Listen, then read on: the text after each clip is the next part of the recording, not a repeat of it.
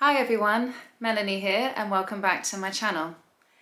In today's video I'd like to talk about the power plays and annoying attention-seeking behaviours of a narcissist, and if you can relate to being in this situation, what you can do about it. Let's consider someone with NPD is this way because of trauma that they've experienced. So imagine a young child who has a personality disordered parent, maybe both, and the child isn't getting the attention that they need. All children need to be seen. We need attention. We are vulnerable beings that need people to protect us, to look out after us, to look out for us, and to see us. You know, we feel seen the more that we are being recognized by another. When we're growing up, we need people to pay attention to us and see us and confirm back to us our existence, basically. Anyway, so a child that isn't seen consistently or isn't seen at all, they will often find ways to get that attention no matter what. No matter what the cost, the kid will do what it takes to get the attention of mother or father. So say it's mum, for example. Maybe this mum is also personality disordered. Maybe this mum is depressed. Maybe this mum is just working all the time. Maybe this mum has an addiction and is just not present. And the child learns to do really annoying things to get mother's attention, so that finally mother looks at the child and says, what do you want? Now, if a child doesn't normally get attention and finally gets the attention of mother, then the child learns that this can be a way to get control over someone. And the exasperated mother finally gives the kid their attention, and the kid realizes that they have the power to control mother. In that moment, that they have power over another person, and it is pleasurable. It's something that likely gives the child a dopamine hit. It's something that the child learns to appreciate, that in the moment that they can have power over someone and it feels good, they feel seen, they feel like they're in control. Now, a child that's been experiencing abuse is robbed of their personal power. And a way to feel powerful again when you've been robbed of your personal power is to control other people. Consider bullies, for example. It's well known that bullies will bully others because they don't come from a happy household. They feel powerless in the abuse that they're already experiencing, and so they go to school and will take it out on others so that they can feel powerful again, as well as having a reason to vent their anger and have something to do with the anger that they're feeling at being powerless against their abusers at home. So consider them the child who then turns into a narcissist as they grow up. They've learned from an early age that it feels good to have power over the person that's causing them a lot of grievance. And consider as a child that you're dependent on this person who's causing a lot of grief for you, this traumatizing, abusive parent. You're dependent on them, and it creates a lot of anger in the small child to realize that they are dependent on this person that's providing a lot of harm for them. So the child learns that they can feel better again by having power over another person.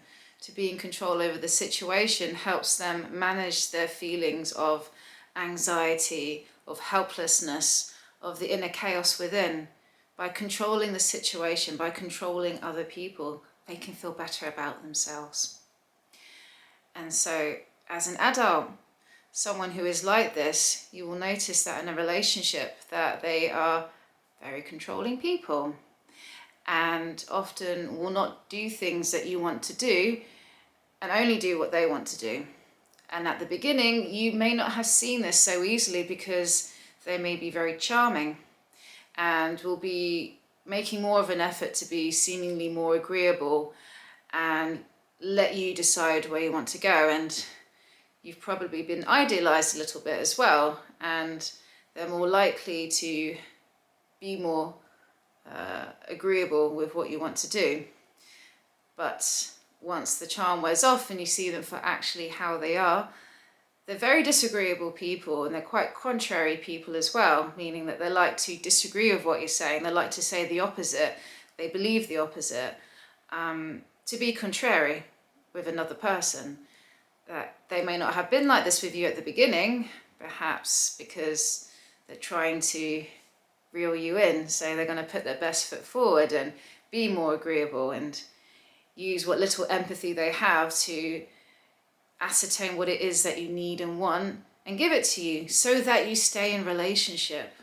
Not to make you happy necessarily, but so that you learn to trust them, so that you stay in the relationship.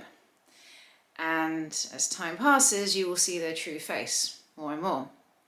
And one thing that gives away, in my opinion, a narcissist, well, there's many things that give it away, but in this video I want to focus on the annoying attention-seeking behaviours that you will experience when dating a narcissist. And let me give you an example. You're watching TV and you're enjoying this TV show that you're watching, and your narcissistic partner does not like that at all. And they decide that they're going to play really loud music on their phone or take a phone call in the room whilst you're watching the TV show and being very loud and just being annoying, basically, and not respecting your boundaries. Maybe they decide they want to play a YouTube video with lots of noises coming out as you're trying to watch the show. Maybe they're trying to talk with you and get your attention when you're trying to pay attention to the TV show you're watching. Now, you may be watching this video and thinking, my borderline partner does stuff like this. People with BPD have their own ways to get your attention as well. And very much like narcissists, they disrespect boundaries. This is like children. Like when you tell a child no, and they don't like being told no, they don't like being told what to do. So you will see this with cluster B people in general. For example, with someone with BPD, if you say, I just want to watch this, can we talk afterwards? Then they'll get upset and will create a scene. Maybe they'll start crying and you end up having to stop watching the TV show so that you can calm them down, because they've gone into a narrative of, my partner doesn't like me, people don't like me, I'm always being picked on, people are so mean to me, right? When all you did was say, I'm trying to watch a show, can we talk about your stuff afterwards, you know? So yeah, that can be quite annoying. And with NPD, so I want to focus here with a narcissist and their egos. Oh my. When you stand up for yourself, because they want people who will be yes people. They want people who will say yes and do everything that they want to do, because they want to be in power, they want to be in control. So when you say no, when you stand up for yourself, when you challenge the narcissist, this will provoke fury, rage. How dare you? How dare you say this? How dare you do this? And then they may engage in very annoying behaviours as a way to punish you, so that they can break your spirit and you go back to being submissive and complacent, obedient. They want you to obey, and so will bully you into submission. It's easier to stick around if you have low self-esteem and you believe what they are telling you. When perhaps you've put them on a pedestal and you've projected your own inner gold onto this narcissist, your own potential for brilliance that you can't see in yourself, but you'll see it in the narcissist. And they revel in this. They love this projection of your inner gold and don't want you to take back your inner gold, because they love seeing themselves how you see them. They love how your love makes them feel. So when you aren't being that loving person, when you aren't feeding their false, grandiose self, they get angry and will want to bully you into obedience so that you continue being as you were. And if you can't go back to that place, if you can't go back to being the magic mirror on the wall for your narcissistic partner, if you are fed up with being treated as an object, because you will be inevitably objectified by a narcissist. They want to have control and power over you and see thus as property. You know, they want you more when other people want you. And when you're acting or looking in a way that other people won't like, then they will like you less. Very fickle and shallow people like that. As I said earlier, a narcissist wants to be powerful, wants to be in control because they've been robbed of their sense of personal power. And this comes from abuse. And along with the abuse is the rage, absolute pure rage that hasn't been worked upon. And rage that has not been worked upon will become putrid and toxic, and it will impact the people closest to them. It will definitely have an impact on the people dating them, and often when you date a narcissist, you end up feeding your own inner demons and becoming a worse version of yourself, whether it's succumbing to addictions, despondency, depression.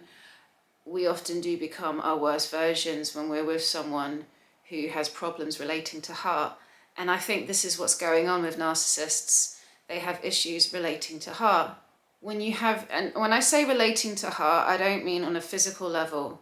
I mean to be able to feel the emotions with what we would call heart related. So in the umbrella term of love, all the feelings relating to love, like compassion, sympathy, kindness, empathy, to be able to be empathic, and anger gets in the way.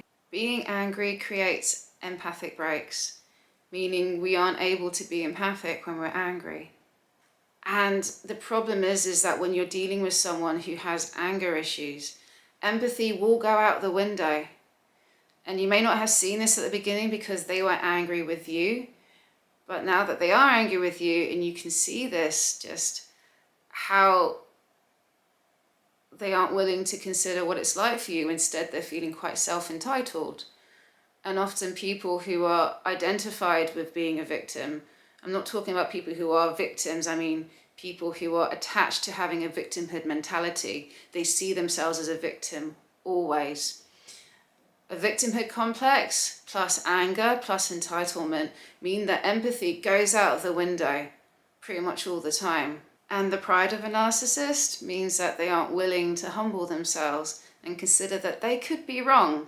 Instead, they feel rage, they feel indignant. How dare you treat me like this? And then the urge to want to punish you may kick in. Instead of wanting to make reparations, instead of wanting to actually consider what's wrong with you, instead they want to punish you out of anger and rage. So if you're watching this and think that you can relate to this, at what point is enough enough? Because if you want to take your power back, it's to not play the game. Meaning, if you want to win, then stop playing the game. And the game here is, it's like a script that your narcissist partner gives to you and says, right, this is the drama that we're going to be reenacting. I want you to play from this role and read only from this role and don't diverge from the script. And to be fair, this is true of dating someone with BPD as well.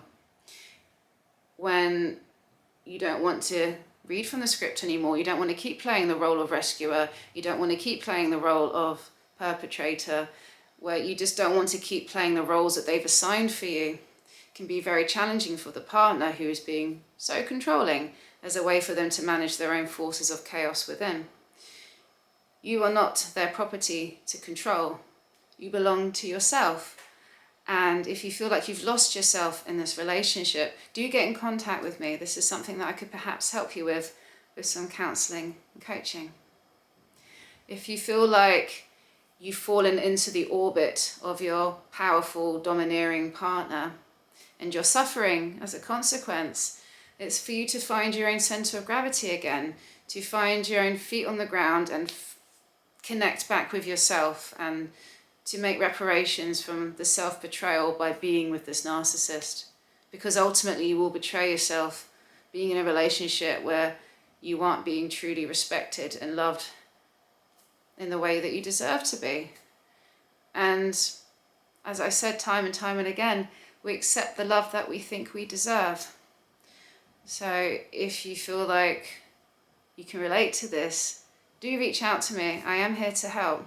And I know it's really hard to gather up all the confidence and strength within to walk away from someone like this, because that's the best thing to do. If they aren't listening to you, if they aren't loving you in the way that you deserve to be loved, if they're not treating you with the respect that you deserve, and you standing up for yourself is creating more of a problem, what else can you do? Stick around and resume how it used to be? You end up enabling them. They're not improving, you're not improving. So then what do you do then? You can either stay or you can go. And if it's too painful to stay, then it will be a better idea to leave. And if you need help with this, again, do reach out to me. Maybe some counselling and coaching work could help. So I'll leave it there. Keen to hear your thoughts. Do reach out to me. Send me an email if you'd like to share with me any thoughts on any videos that I've made.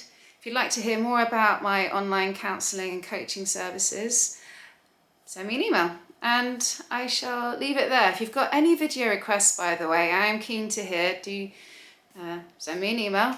And I'm on Instagram, in case you haven't noticed. I was away in Greece recently, so I haven't made videos. I did get a bit distracted out in Greece, and if you check out my Instagram, you'll find out why. So I'll leave it there, and until next time, bye for now.